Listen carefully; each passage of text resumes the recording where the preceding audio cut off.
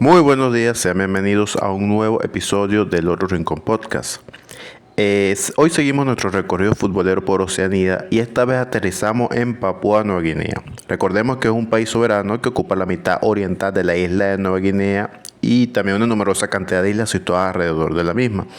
La charla de hoy la tenemos con Felipe Vega Arango, entrenador de esta selección de fútbol y que ya lleva varios años en esto, incluyendo un muy exitoso paso previo por Isla Salomón. Le damos la bienvenida al Mister y comenzamos la entrevista preguntándole cómo fueron sus inicios en este mundo del fútbol. Hola Juan, y un placer conocerle y en este caso hablarle. Bueno, a ver, la pregunta número 1, ¿cómo fueron mis inicios en el fútbol? Yo soy español de una ciudad que se llama Gijón, norte de España, que tiene un equipo llamado el Sporting de Gijón. Mi padre fue futbolista de primera división en el club, en el Sporting de Gijón. Y después, cuando yo era un niño pequeño, cuando yo era muy chico, fue presidente del club varios años. En la época dorada del club, cuando eran los matagigantes, ganaban al Barcelona y al Real Madrid y acabaron segundos en la Liga Española varias veces y jugaron varias finales de la Copa del Rey. Entonces yo crecí en una familia de futbolistas y yo nací en un entorno del fútbol profesional, por decirlo de alguna manera. Cuando era niño jugué en las categorías jugué en el colegio de la Inmaculada, que era un equipo muy fuerte a nivel estatal, futbolístico, en categorías inferiores. Y después estuve en las categorías inferiores del Sporting de Gijón. Cuando me hice adulto, pues bueno, hice otros deportes porque el fútbol pues había mucha presión por ser el hijo de quien era y no me gustaba excesivamente toda esa presión, aunque seguía jugando al fútbol prácticamente todos los días. Y luego jugué en un equipo de tercera división en España que se llama el Gijón Industrial. Perdón, el Ceares, Ceares Club de Fútbol. Y bueno, esos fueron mis inicios, pero para resumir, nací en una familia de un futbolista que fue luego dirigente, entonces llevo en el fútbol toda mi vida. Mister, ¿y cómo toma la decisión o cómo decide dar el paso para comenzar como entrenador de fútbol? Mis inicios como entrenador, pues a mí siempre me gustó el fútbol muchísimo, como puedes haber escuchado por donde nací. Y yo me fui a Estados Unidos a trabajar y a aprender inglés. Y me puse a jugar al fútbol en Estados Unidos, jugaba en lo que sería una tercera división. Disculpe. Y allí, pues, como siempre me gustó mucho entrenar, entrené a un high school, al Cambridge Rings and Latin High School en Boston. Lo hicimos bastante bien, conseguimos el Campeonato del Norte por primera y única vez en la historia del país, y eso fue en el año 2000. Pero yo empecé a entrenar en el año 1998, o sea, llevo entrenando ya casi 30 años. Esos fueron mis inicios como entrenador. Estuve entrenando en Estados Unidos y jugando al fútbol y trabajando casi 11 años. Y después regresé a España para sacar la profesional de entrenador. Y en España, pues mis inicios como entrenador fueron una vez que estaba sacando la licencia profesional de entrenador. Yo trabajé de entrenador en las categorías inferiores del Sporting de Gijón. Primero fui asistente del equipo de Liga Nacional Juvenil y después fui durante varias temporadas el entrenador del equipo cadete. Después de finalizar en el Sporting de Gijón, me enviaron a entrenar a un tercera división, el Gijón Industrial, que tenía jugadores cedidos de la Escuela de Fútbol de Mareo, del Real Sporting de Gijón. Entonces, como tenían jugadores cedidos allí, que muchos de ellos los había entrenado yo en categorías cadetes y juveniles, pues me fui a entrenar al Gijón Industrial en categoría de técnico cedido por el Sporting de Gijón. Eso nos lleva a otra pregunta. ¿Cómo se dio su llegada a Isla Salomón? Se dio mi llegada a las Islas Salomón, pues bueno, yo quería trabajar en el fútbol, no quería estar en España porque la temporada en el Gijón Industrial en tercera división no salió bien y bueno, estaba un poco decepcionado con todo el tema y estuve mandando currículums a muchos sitios y un día me llamó la Liga de Fútbol Profesional de España, y me dijeron que querían que por mi historial con el fútbol y mi historial de hablar inglés y mi historial de haber estado en Estados Unidos muchos años, que querían que trabajase en proyectos internacionales con ellos. Entonces me dijeron que si quería ir a las Islas Salomón a trabajar de director técnico. A lo cual, bueno, era una aventura, un poco una locura, pero les dije que sí. Y en marzo de 2017 me enviaron a Salomón de director técnico de la federación para desarrollar el fútbol en todos los ámbitos. Selecciones nacionales, categorías inferiores, educación, cursos de entrenadores, etcétera, etcétera. Una vez que yo llegué a Salomón, el presidente me dijo que como yo tenía licencia profesional, quería que entrenase a la selección para la clasificación mundialista de Rusia 2018. Entrené al equipo solo durante el año 2017 porque la FIFA tiene una cláusula en la cual especifica que no quiere que los directores técnicos sean seleccionadores nacionales, porque el director técnico de una federación está encargado de desarrollar el fútbol a largo plazo y el seleccionador nacional está encargado de preparar el próximo partido a corto plazo. Pero bueno, en 2017 tuvimos un año muy bueno, llegamos a la final de la clasificación mundialista por la parte de Oceanía de la OFC, por primera vez en pues casi en 20 años, y llegamos a la final de los minijuegos del Pacífico, la cual perdimos con el anfitrión Vanuatu 3-2. Fue una buena temporada. Eso fue mi llegada a Isla Salomón la primera vez. La segunda vez que yo llegué a Isla Salomón, pues bueno, surgió de esta manera. Yo estaba en Isla Salomón la primera vez, como te he dicho.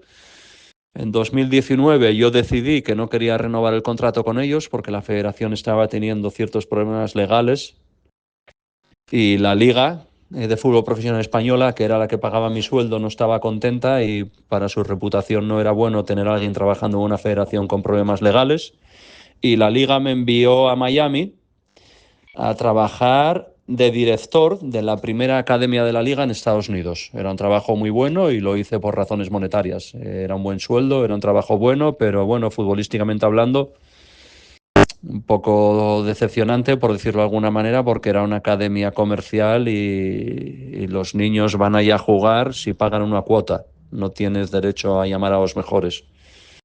Pero bueno, fue una buena experiencia. Luego llegó el COVID y como bien sabes, con el COVID colapsó el mundo, se paró el fútbol en todos los lados, cerraron todas las academias y tuve que volver a España. Y una vez que estaba en España me llamó la Federación de Fútbol de Isla Salomón y me dijeron que querían que volviese en la función de entrenador y director del departamento de alto rendimiento para ayudar a los entrenadores de las categorías inferiores de las selecciones nacionales.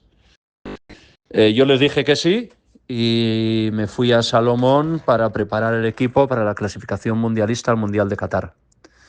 Lo hicimos muy bien, llegamos a la final otra vez contra Nueva Zelanda, la cual perdimos, pero era la segunda final que jugábamos de Oceanía en dos clasificaciones mundialistas. El año pasado jugamos 12 partidos internacionales, son los mejores números en la historia de Salomón. De esos 12 ganamos 9, perdimos 1 y empatamos 2, lo cual en fútbol internacional es muy difícil.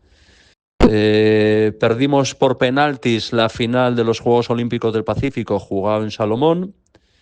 Ganamos en Nueva Caledonia, al anfitrión Nueva Caledonia, el torneo de los presidentes, y era el primer título que la selección conseguía en 30 años. Y bueno, y desarrollé la selección bastante bien porque la inmensa mayoría de los jugadores son todos menores de 23. O sea que conseguí desarrollar muchos futbolistas de la sub-17 y de la sub-19. Al mismo tiempo, cuando era director técnico, la sub-17 se clasificó para el Mundial de Fútbol 11 por primera vez en la historia. Fue el Mundial de Brasil 2019. Entonces, bueno, en Salomón me salieron bien las cosas. Fue un trabajo muy difícil, pero trabajando duro y con constancia salieron bien. Y me ofrecieron el año pasado, se me acababa el contrato en junio. El año pasado no, bueno, este año 2024, se me acababa el contrato en junio y me ofrecieron renovar 2 años más, a lo cual yo decliné la oferta porque estaba cansado de vivir en Salomón y en el fútbol hay ciclos y yo creo que mi ciclo con la selección y con la Federación de Salomón había llegado a su final. Y bueno, ahí pues en junio volví a España. Y al mes y medio de volver a España me llamaron de la Federación de Papúa Nueva Guinea, que es donde estoy ahora de seleccionador absoluto y de director del Departamento de Alto Rendimiento para coordinar las selecciones inferiores. Y bueno, me ofrecieron un buen trabajo. Al presidente de la federación lo conozco bastante bien, fue él el que me llamó. Y ellos querían que viniese porque sabían lo que había hecho en Salomón. En Salomón, cuando llegué de director técnico en el ranking FIFA, Salomón estaba en el puesto 188 y cuando marché estaba en el puesto ranking FIFA 132. Entonces, bueno, decidí venir a Papúa y ahora estoy de seleccionador aquí en Papúa para intentar conseguir pues lo que hicimos en Salomón, que fue desarrollar el fútbol y cambiar un poco la dinámica de las selecciones absolutas. ¿Qué fue lo que más les sorprendió al llegar a este país? En cuanto la pregunta 3, ¿qué fue lo que más me sorprendió al llegar a las Islas Salomón? Pues bueno, mira, antes de ir a Islas Salomón yo había hecho ciertos estudios acerca del país, pero cuando llegas allí te asusta. Número 1, hace mucho calor. Número 2, hay millones, millones, millones, millones, millones de mosquitos, muchísimos. Y hay mucha malaria. Yo tuve malaria varias veces. Número 3, la ciudad Honiara, hay muchísimo polvo, es muy sucia y se cogen muchísimas infecciones de todo tipo. Yo estuve enfermo muchas veces. Número 4, es un sitio que está muy alejado del mundo en todos los ámbitos, no solo geográficamente, pero también socialmente. Es muy pobre, es de los países más pobres del mundo. Hay una tasa de paro brutal, casi un 80% de la población está sin trabajo, sin empleo. Muchos niños no van al colegio, muchísimos niños no van al colegio, muchas casas no tienen agua corriente ni electricidad. Es muy pobre, es un sitio muy duro para vivir, es muy duro. Luego los futbolistas, pues bueno, tienen problemas mentales en cuestión de adaptación a nuevos métodos y en cuestión de que en el fútbol hay que tener un nivel un poco profesional de trabajo para poder rendir a un alto nivel. Muchos jugadores les gusta beber. Luego tienen un problema que hay en Salomón. Hay una cosa que se llama el betelnut, que es una especie de semilla que comen con arrecife machacado y con una hoja que les coloca muchísimo, es como una especie de droga y todos la utilizan. Entonces, bueno, en cuestiones de disciplina futbolística hay poca. La liga solo tiene 12 equipos, la de primera división, todos amateurs, no hay jugadores profesionales.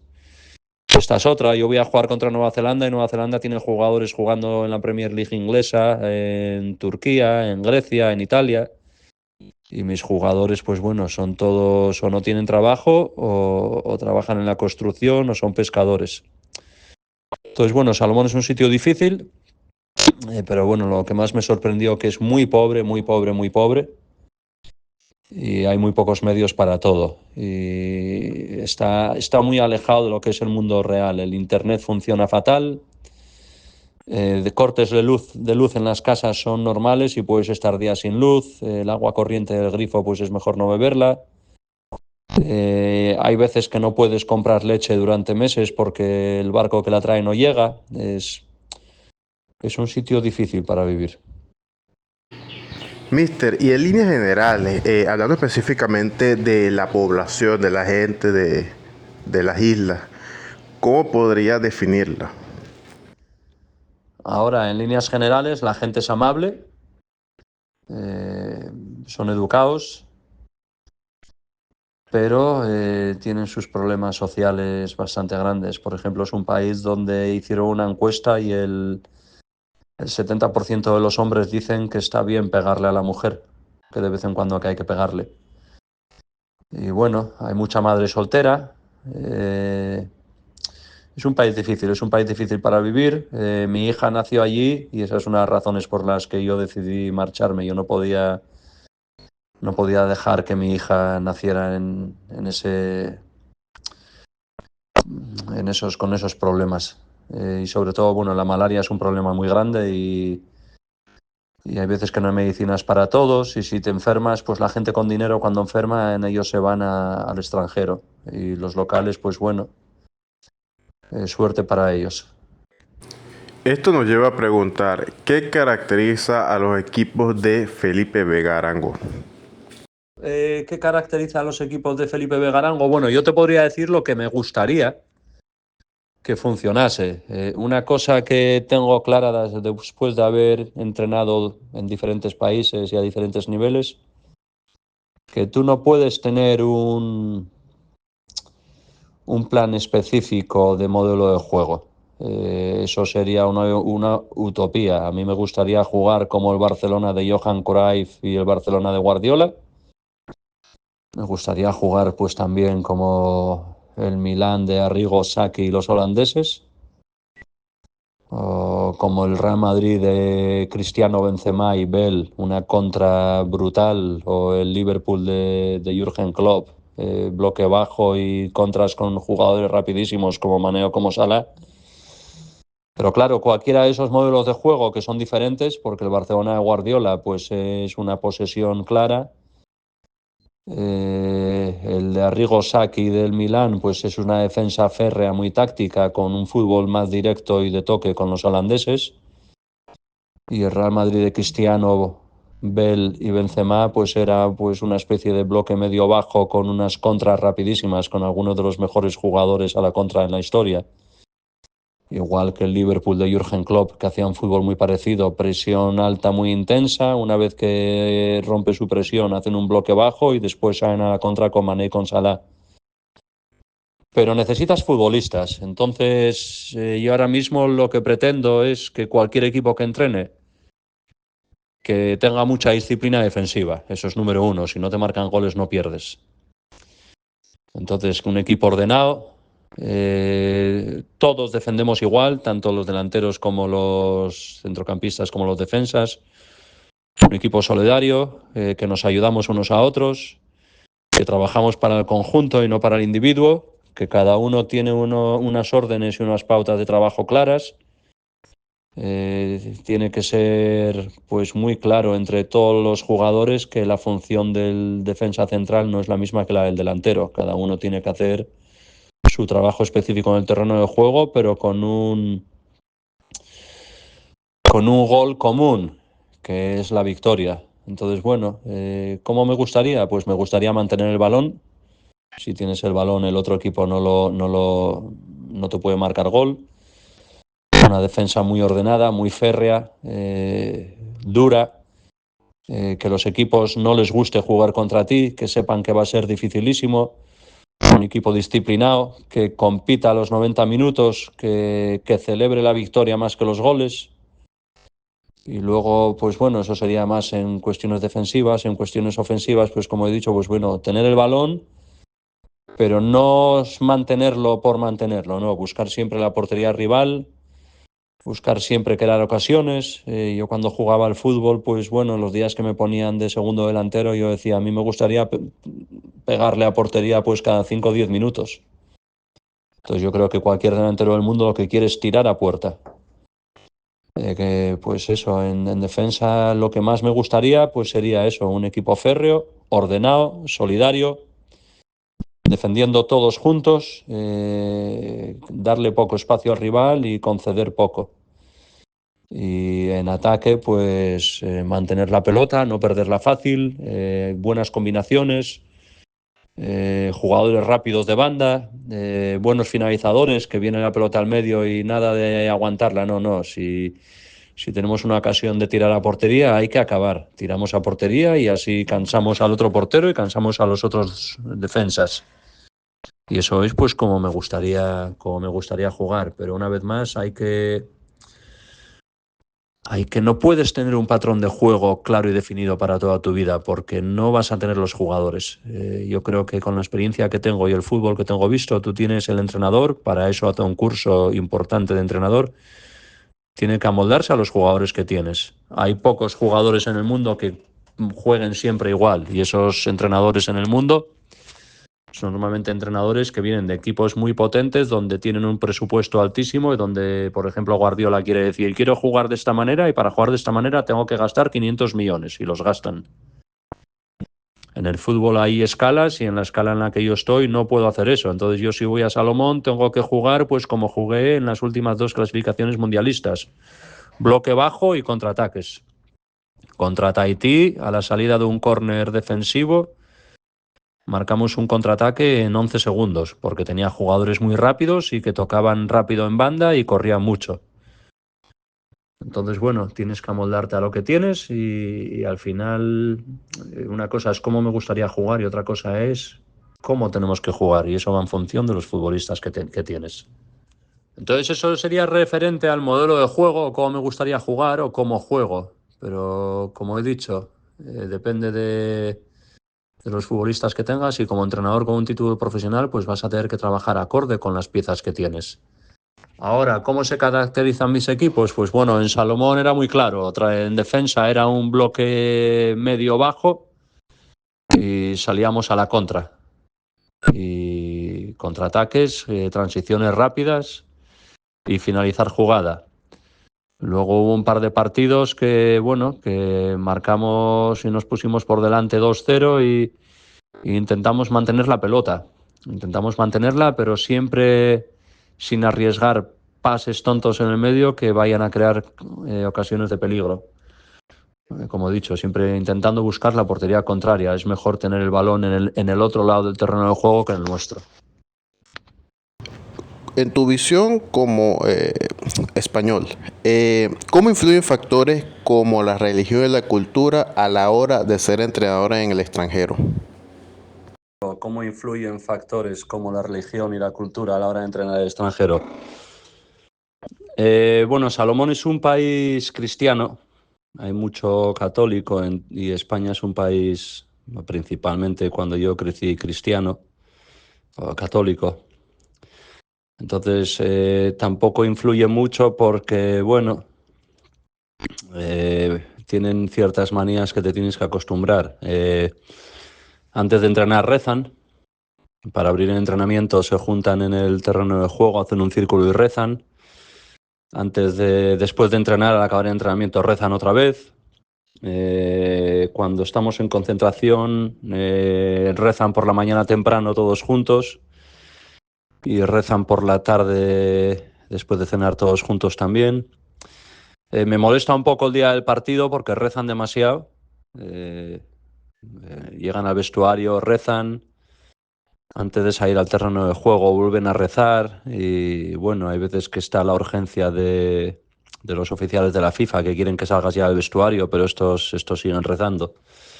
Entonces, bueno, no es como sería ir a entrenar a un país musulmán donde tienen que seguir el Ramadán y donde tienen que rezar varias veces al día y eso, pero bueno, influye un poco sobre todo porque como les digo yo a los futbolistas, aquí reza todo el mundo.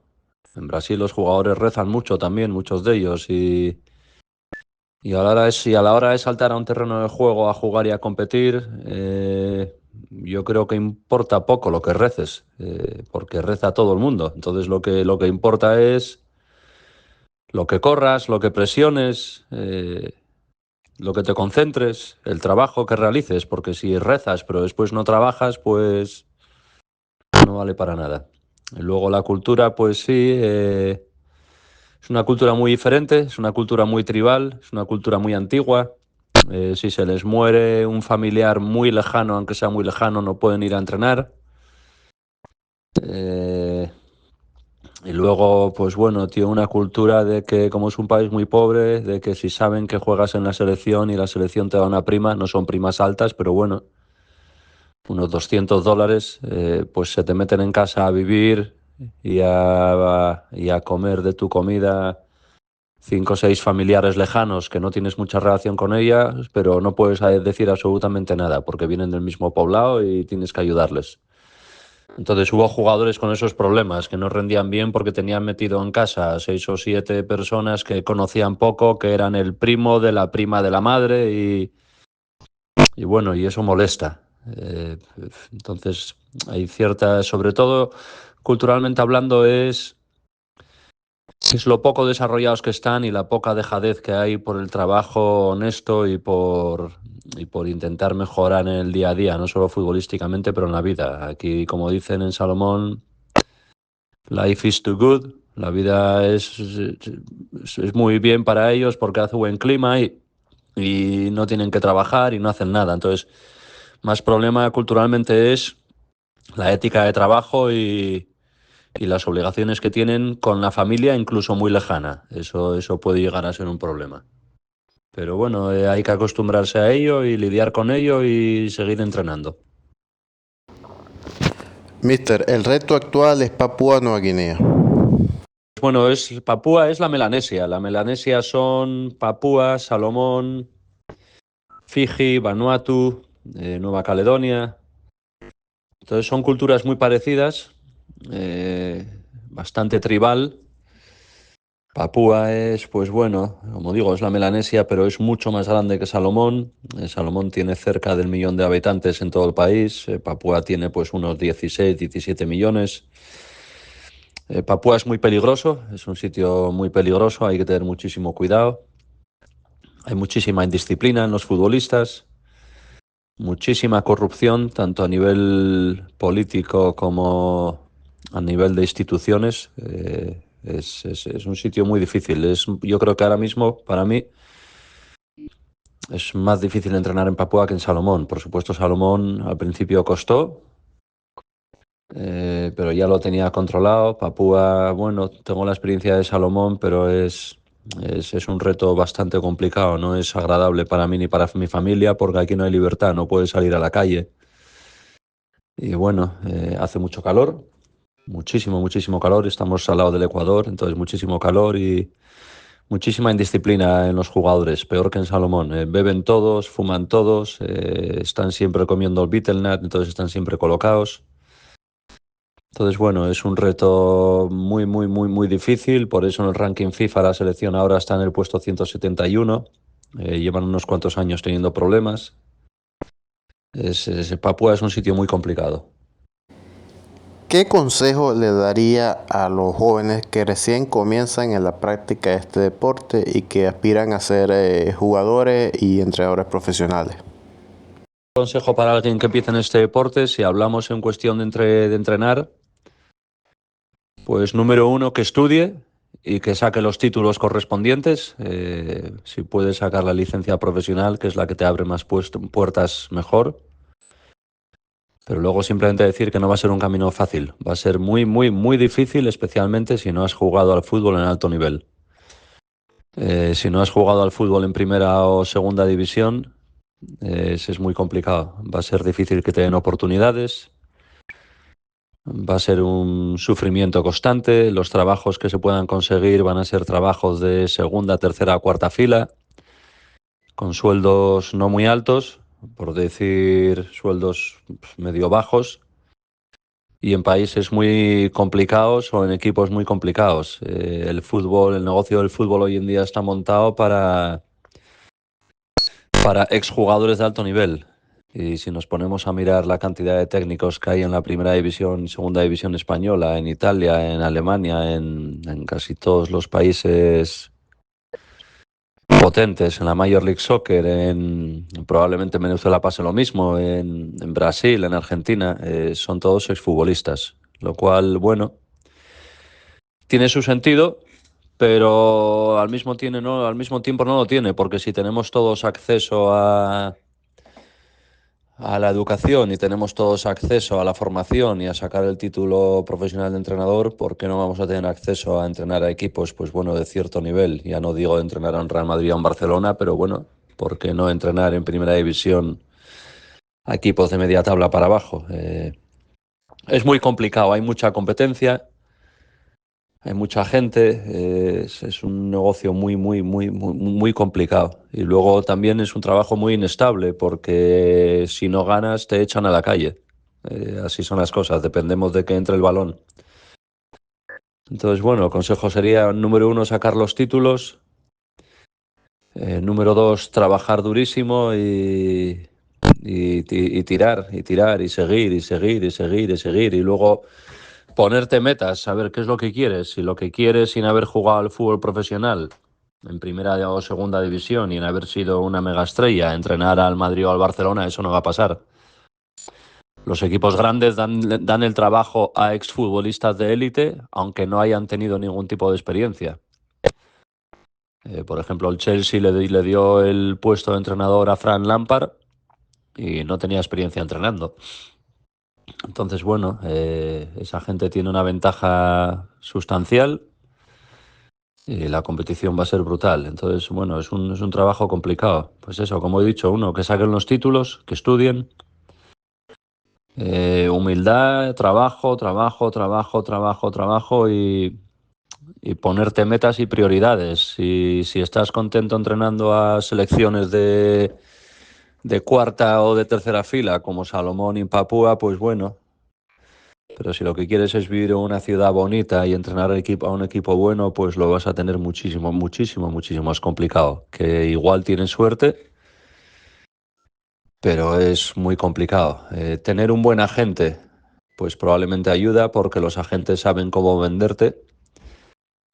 Pero vas a tener que pasar todas las etapas de formación, número uno como estudiante y número dos como técnico, empezar en categorías inferiores, no pretendas ir al fútbol senior, entonces empezar en infantiles, de infantiles a cadetes, de cadetes a juveniles, que sería de estar en un sub-12 a niños de 14 años, después de 16, niños o niñas.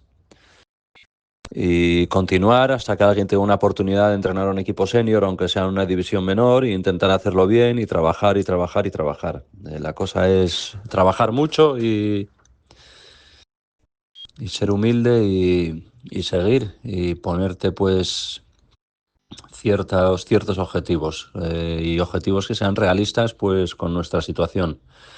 Pero vuelvo a repetir que entrenar a alto nivel y tener un sueldo alto por estar trabajando en un equipo potente, a no ser que hayas jugado en la élite, va a ser prácticamente imposible. Y así termina esta interesante charla con Felipe Vegarango, este entrenador que actualmente está al frente de la selección de Papúa Nueva Guinea, que nos dejó interesantes reflexiones sobre su trayectoria, sobre sus pensamientos sobre distintos temas. Agradecido con el míster por su tiempo. Y bueno, solo que invitarlos a los próximos episodios que se vienen en el canal y a darle like, suscribirse y estar pendiente de lo publicado. Muchísimas gracias.